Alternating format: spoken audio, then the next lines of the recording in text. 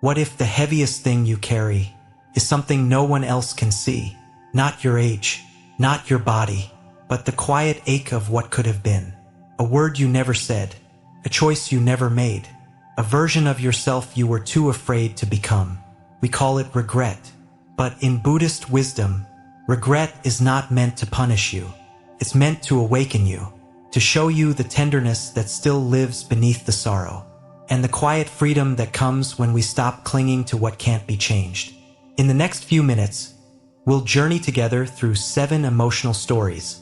Stories of aging, of compassion, of release. And in part 6, you might be surprised, because what begins as a reflection on heartbreak may just end up helping you sleep more peacefully tonight.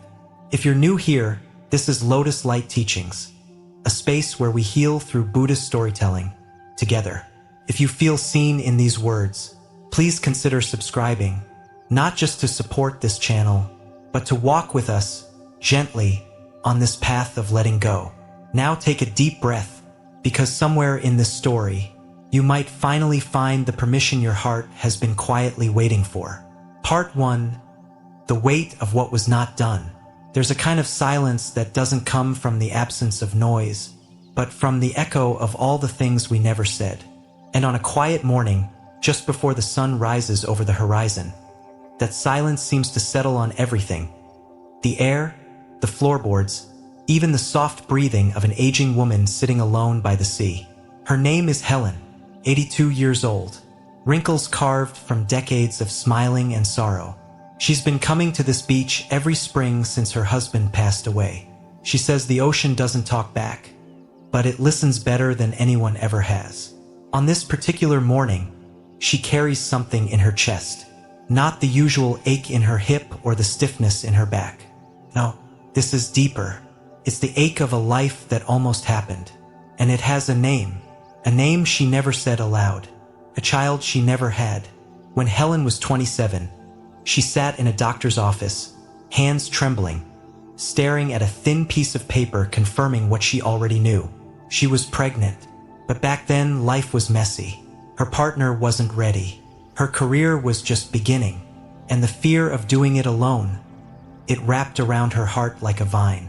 So she made a decision, and for 55 years she never spoke of it again. That's the strange thing about regret. It doesn't always come crashing in. Sometimes it drifts in like fog, soft, slow, and all-consuming. Helen built a beautiful life, at least that's what everyone saw. A devoted marriage, a successful teaching career, nieces and nephews who adored her.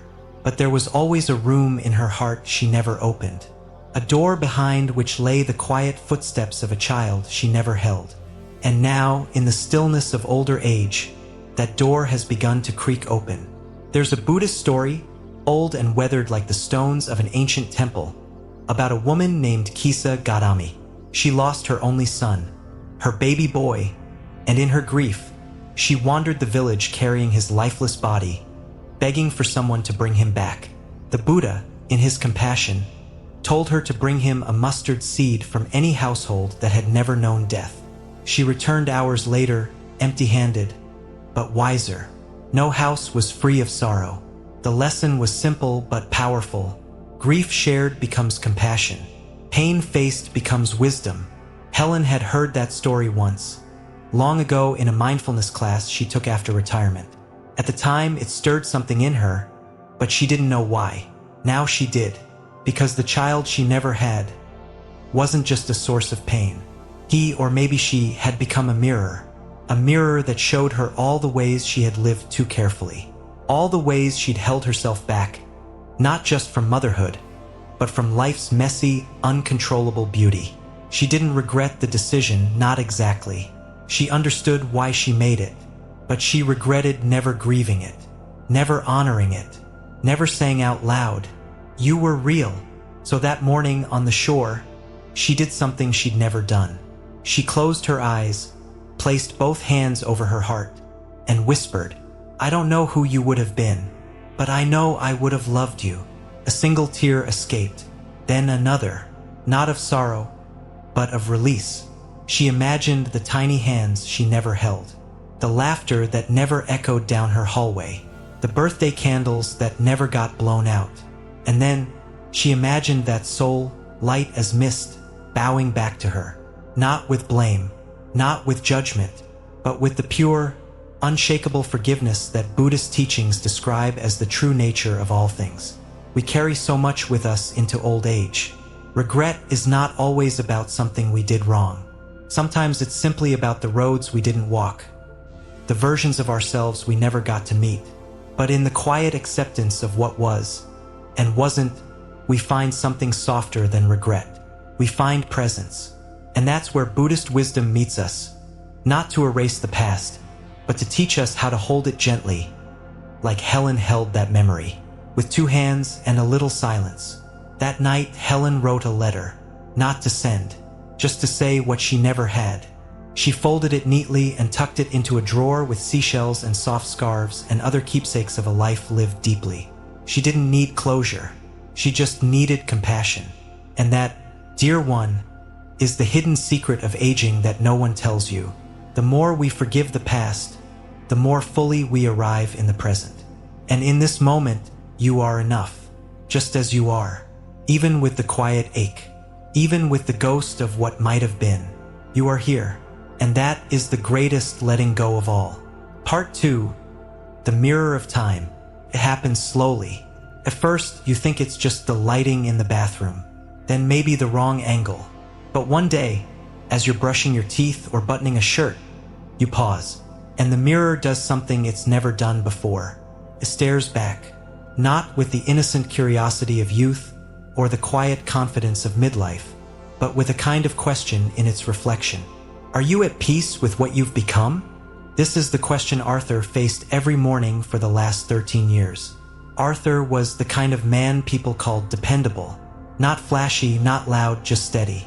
The sort who paid bills on time and remembered to bring an extra sweater for someone else.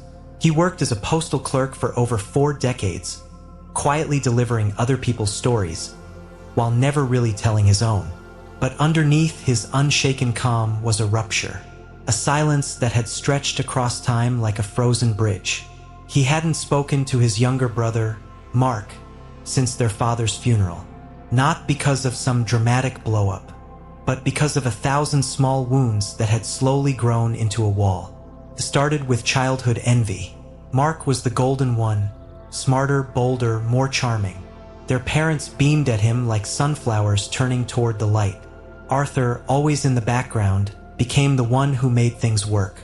He was the one who stayed home when mom was sick, the one who paid the bills when dad lost his job, the one who gave up college to keep the family afloat. And then, decades later, when their father passed, Mark didn't show. He sent a check. No card, no call. Arthur never forgot that. But what haunted him most wasn't the absence. It was what he never said. In Buddhism, there's a parable about 2 monks crossing a river. Along the way, they come across a woman struggling to cross. One of the monks lifts her onto his back, carries her across, and sets her down. The 2 monks continue walking in silence. Hours later, the second monk turns and says, "Why did you carry her? We're not supposed to touch women." The first monk replies, "I put her down hours ago. Why are you still carrying her?" Arthur carried Mark for years, not on his back but in his chest. In every quiet dinner, every lonely Christmas, every small moment where something funny happened and he almost picked up the phone, but didn't. And now, standing in front of the mirror in a quiet apartment at 76, the regret had started to take shape. Not sharp, not loud, but heavy. It looked like the smile he didn't recognize anymore. The birthdays that passed unnoticed. The stories he never heard. One day, on a whim, or perhaps a quiet act of grace, Arthur went into the attic to find an old photo. It was from the summer of 1963. 2 boys, barefoot, standing at the edge of a lake, arms flung around each other, sunburned cheeks, muddy grins, no thought of the future. Arthur stared at it for a long time. He didn't cry, but something inside him softened, and in that softening, there was room for something new. The Buddha once said, "You will not be punished for your anger. You will be punished by your anger." Holding on to resentment is like grasping a hot coal with the intent of throwing it at someone else. You are the one who gets burned. Arthur had held the coal for too long. So one crisp autumn morning, he did something that surprised even himself. He wrote a letter, not a dramatic one, not filled with apologies or accusations. Just this: "Hey Mark, it's been a long time. I hope you're well. I found this photo the other day of us at the lake. You had just learned to skip stones. I was terrible at it. I miss you. Art." No explanation, no expectation, just a small opening, like the first crack in ice before spring arrives. He never knew what would come of it. He didn't need to, because the real forgiveness wasn't about Mark. It was about him, about looking in the mirror and seeing not just a face aged by time, but a heart softened by wisdom. In Buddhism, time isn't seen as an enemy. It's a mirror, not to punish us for the past, but to show us how much more loving we can still become. Arthur understood this now, that it's never too late, not to write a letter, not to pick up the phone, not to tell someone, "You mattered to me," and even if they never say it back, even if the silence continues, you are free, because letting go is not about erasing what happened. It's about no longer needing it to be different. That night, Arthur placed the photo by his bed, and for the first time in years, he slept without the weight on his chest. Sometimes we think forgiveness requires both people, but sometimes it only requires a mirror and a little courage to say, "I am no longer carrying you, but I will always carry love." Part 3. The Inner Critic and the Voice of Compassion. There's a voice in her head that never seems to sleep. It speaks not in shouts, but in quiet, sharp whispers. "You should have known better. You ruined it. You were never enough." Her name is Marianne. She's 74, with a garden full of lavender and a heart full of echoes. She used to teach second grade, 3 decades of singing the ABCs, tying shoelaces, and drying little cheeks streaked with tears. Everyone said she had a gift with children. Everyone except herself. There was one boy. His name was Jordan, a quiet kid with eyes too old for his age.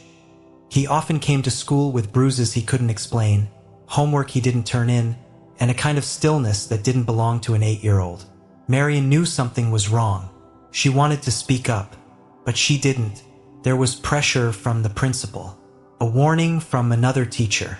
His family's connected. Don't stir trouble unless you have proof. So she stayed silent, and Jordan disappeared the next semester. No one ever said what happened, but her silence spoke volumes. It's been 40 years, but she still hears him in the quiet, still sees the way he looked at her that last afternoon, as if hoping she'd say something, do something, anything. But she didn't, and that failure became a seed planted deep in her mind, growing vines of shame she never fully pulled out. In Buddhism, there's a concept called the second arrow. The first arrow is pain, something that happens to us.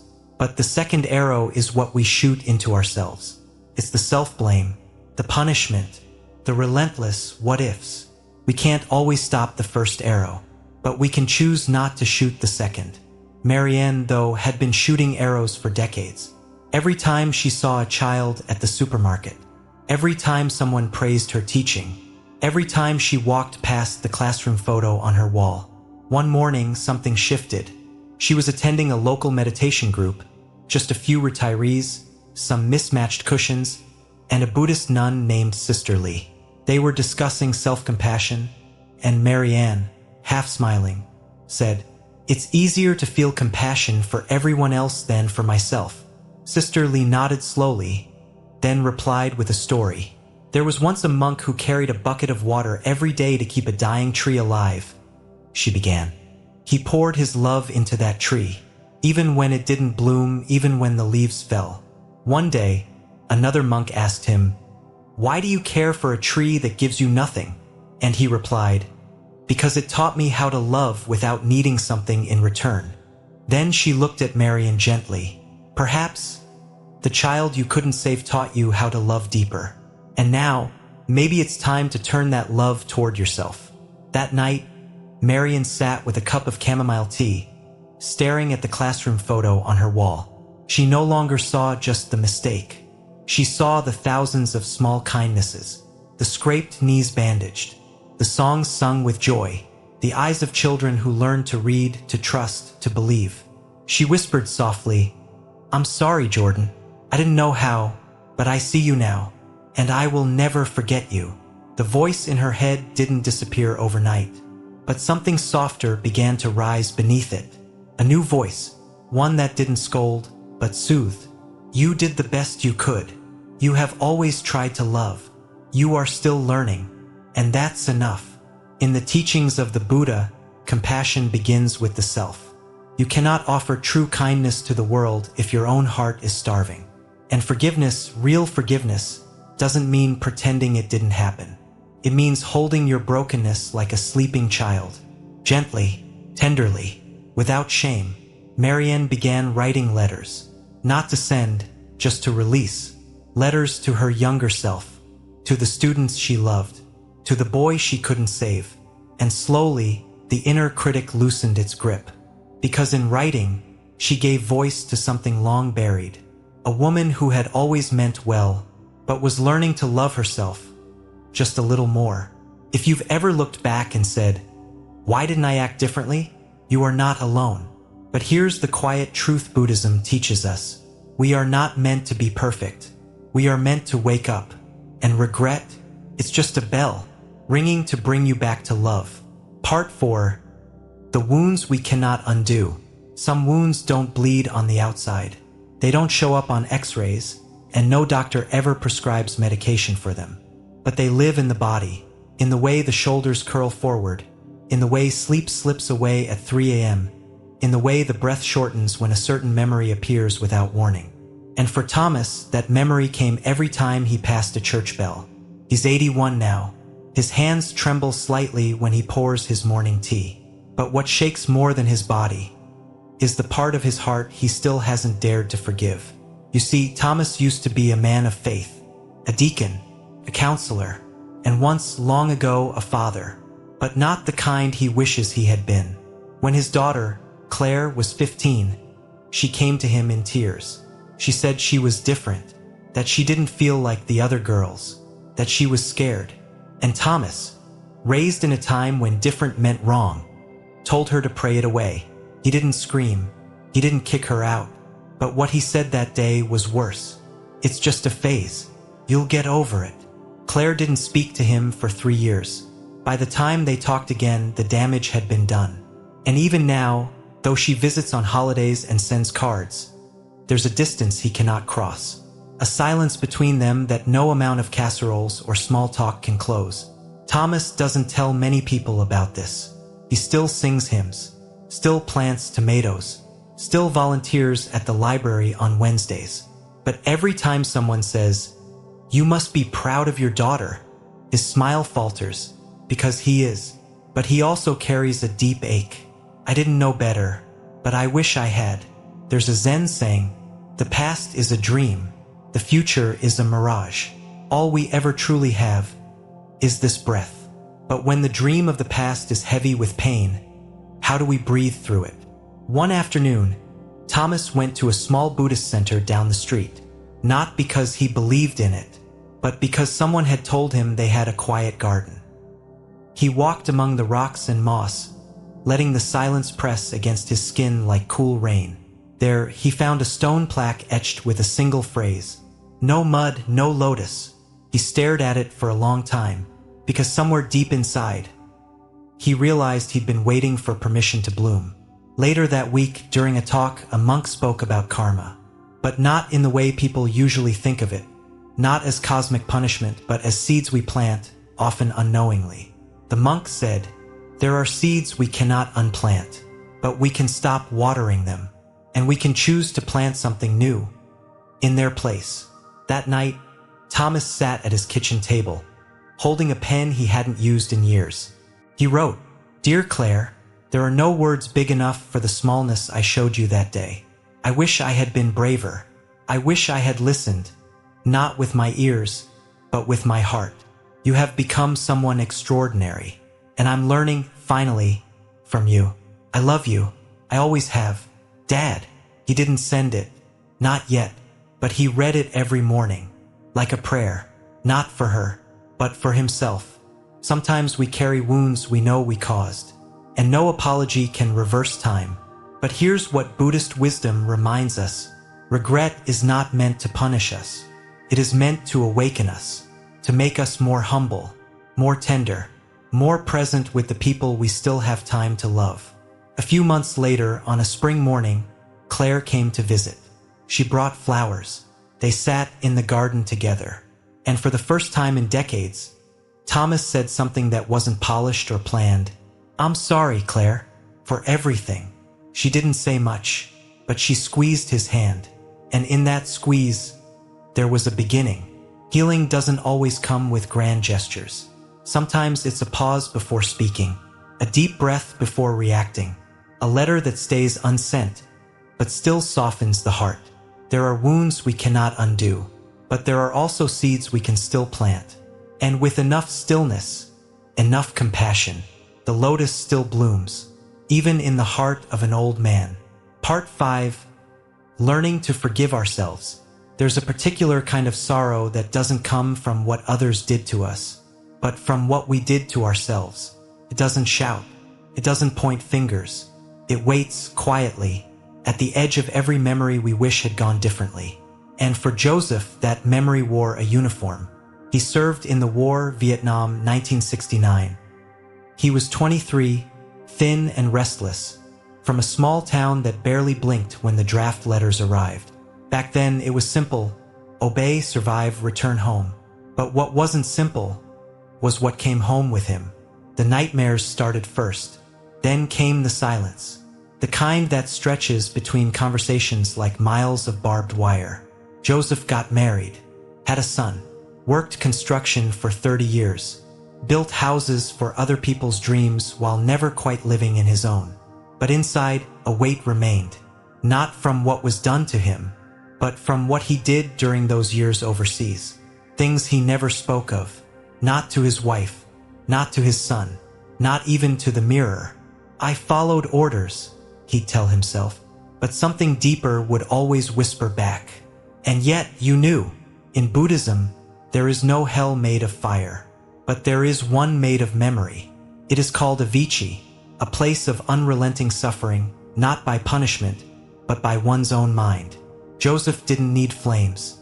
His mind was enough. Every mistake, every order followed, every life altered by his hands. He lived there, not in battle anymore, but in that quiet battlefield of the soul where forgiveness seems impossible. Until one day at 78, something broke open. He had gone to visit a Buddhist monastery on Veterans Day. Not out of belief, but curiosity. A younger man he'd worked with had become a monk. He'd invited Joseph gently, saying, "There's peace here if you're ready for it." He wasn't ready, but he went anyway. In the hall, they sat in silence. Not the kind of silence Joseph was used to, the kind filled with pressure and shame. This silence was soft, spacious. It let him breathe. An elderly monk sat across from him, not smiling, not judging, just seeing. And after a long pause, the monk said simply, "You've been at war for a long time, but not with the world, with yourself." Joseph blinked. He hadn't cried in 20 years, but the tears came, slow, hot, cleansing. Later, the monk offered him a teaching. You can't go back and unlive your life, but you can stop abandoning yourself in the present. Forgiveness, he said, is not saying it didn't matter. It's saying, I will no longer let this pain decide who I am. That night, Joseph sat alone with a candle.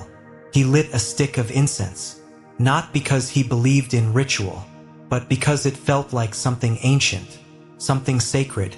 And he whispered, first with hesitation, then with trembling clarity, "To the men I hurt, to the parts of myself I've buried, I am sorry. I was scared. I was trying to survive. I see you now, and I'm still learning how to love." Forgiveness didn't come in a rush. It came like morning mist, gentle and slow, blurring the edges before revealing the light. He started journaling, planting things in the garden, making small repairs around his home, fixing what he could. And slowly his son noticed. One day, over coffee, his son said, "You've changed, Dad. You seem lighter." Joseph smiled. Not big, not dramatic, just enough to let the sun in. "I finally stopped fighting," he said, "mostly with myself." In Buddhist teachings, there is a word, metta. It means loving kindness, but not just toward others, toward yourself. It means placing a hand over your own heart and saying, "I forgive you for not knowing. I forgive you for doing what you had to do. I forgive you," because suffering ends when compassion begins. Joseph didn't erase the past, but he stopped reliving it like a sentence he could never escape. He started showing up to the monastery every Sunday, not because he wanted answers, but because, for the first time in his life, he wanted peace. And that's what this part of life is for, not to fix what's already been written, but to learn how to sit with the book in your lap, turn its pages gently, and still love the story, even the chapters you once tried to tear out. Part 6. Turning regret into wisdom. There are some stories we keep telling ourselves long after the events have passed. Stories of mischances, of wrong words spoken in a moment of anger, of the way we stayed when we should have left. But what if those stories weren't endings? What if they were seeds? Seeds of wisdom waiting patiently beneath the soil of sorrow. Eleanor never thought she'd end up alone. She used to picture a porch swing and a partner to grow old with, 2 cups of tea, laughter over old photographs, Sunday mornings with hands intertwined. Instead, she wakes up most days in a quiet apartment with 1 teacup and too many memories. She was married once, for 38 years, to a man she once adored. But slowly, so slowly she barely noticed it, that love turned to obligation. He became bitter, distant. There were no bruises, but there were wounds, left by silence, by condescension, by years of not being seen. Eleanor stayed. She stayed for the kids, for appearances, for fear of starting over at 62. And then one winter morning he left, not with rage, but with weariness. A goodbye muttered over a cold sink. And just like that, she was alone, but not free, because when the dust settled, all she could feel was the question, why didn't I leave sooner? The shame wrapped around her like a fog. She should have fought back more.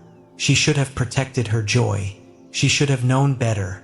But instead of clarity, she only found self-blame. In a Dharma talk one night, Eleanor heard a phrase that cracked her heart open. Wisdom is born not from getting it right, but from paying deep attention to when we didn't. She wrote it down, underlined it, read it again the next morning as sunlight filtered through her curtains. For the first time, something in her began to shift. She started walking again, just a few blocks at first, then a little farther, then to the park. That's where she saw them, a young couple arguing on a bench, the woman crying quietly, the man gripping his forehead. Eleanor didn't eavesdrop. She didn't need to, because she saw her old self in that woman, and she saw for the first time the possibility of doing something different. In Buddhist teachings, regret is not a prison. It's a lantern. It shines backward, only so we can walk forward with more grace. Eleanor began volunteering at a women's support center. At first, she thought, what could I possibly offer? I didn't escape. I didn't fight. But when one of the women, younger than her daughter, said, I don't even know what a healthy relationship looks like, Eleanor took a deep breath and replied, I didn't either, but I've learned, and I can tell you what it's not. Her voice didn't shake, and in that moment her past became power. We all carry mistakes like stones in our pockets. But the beautiful truth is this: stones can become stepping stones, or they can build temples. It depends on what we do with them. Eleanor began writing again. Letters, journals, poetry. She wrote about the girl she used to be, the woman who endured, the person she was becoming now, not in spite of her regrets, but because of them. One poem she taped to her bathroom mirror. It read, I was not broken. I was waiting to be seen, even by me. Her friends began to notice something new. She laughed more freely. She wore colors she hadn't dared in years. She spoke with a calm that didn't need validation. Someone once asked if she'd ever consider dating again.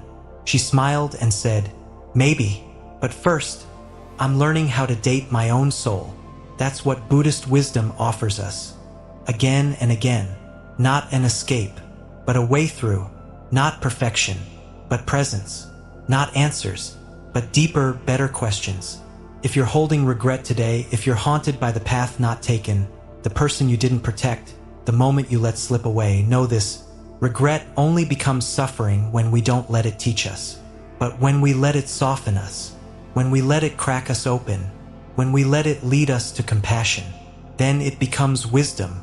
And wisdom is never wasted, even if it comes late, especially when it comes late. Part 7. The Last Light, Letting Go with Grace. There's a silence that comes at the end of a long life. It's not empty, it's full. Full of names whispered in memory, full of rooms that once echoed with laughter, full of lessons carved gently into the bones by time. For Margaret, that silence lived in her breath. Slow, faint, almost imperceptible now. She was 91, a nurse once, a mother, a widow, a woman who had spent decades collecting both joy and sorrow like seashells, each one worn, beautiful, and imperfect. Now, in her final days, she didn't ask for miracles. She asked for music. Her granddaughter played Chopin on a small, dusty keyboard beside the hospital bed. The melody floated like smoke, haunting, elegant, unfinished.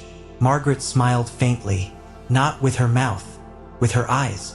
And then, without warning, she whispered, "I think I've finally stopped trying to fix the past."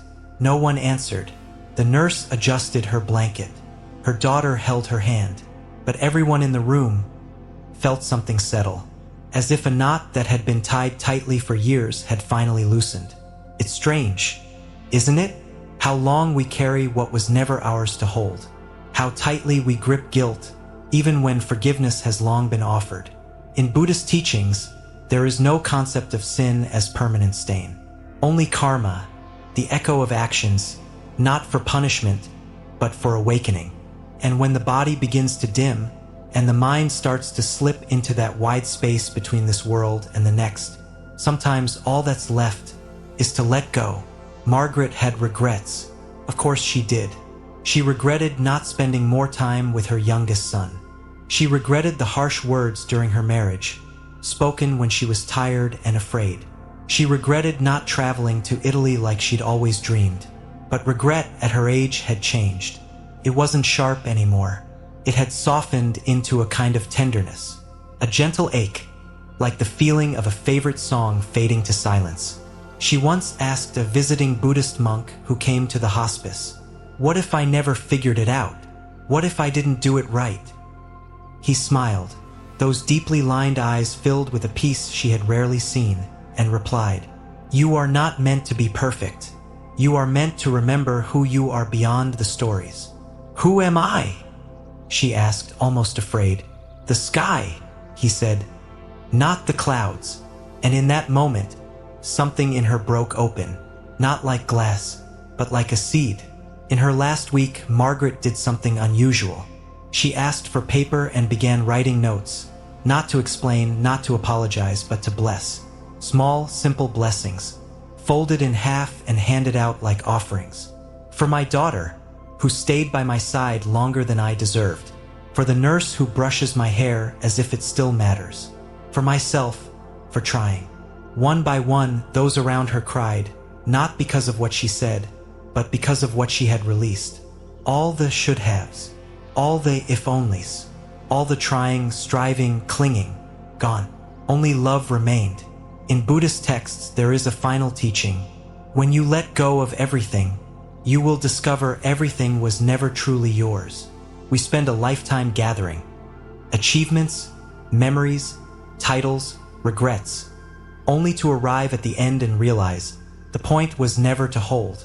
It was to flow, like water, like breath, like music.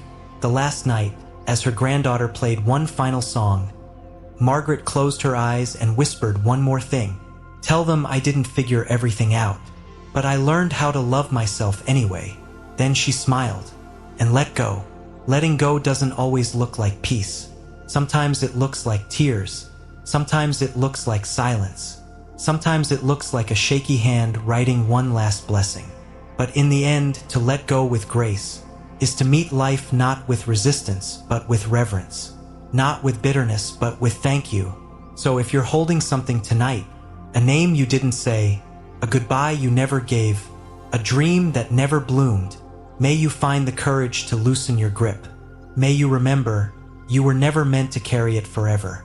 And may you discover, as Margaret did, that when we finally stop trying to rewrite the past, we begin to write something far more beautiful. Peace. By now, you've walked with Helen, with Arthur, with Marianne and Joseph. You've stood at the doorway of memory and learned how to bow to the past without becoming it. Maybe something stirred in you. Maybe a name came to mind, a moment, a wound, a whisper of forgiveness that still waits in your chest. Let that be your beginning, because regret is not a life sentence.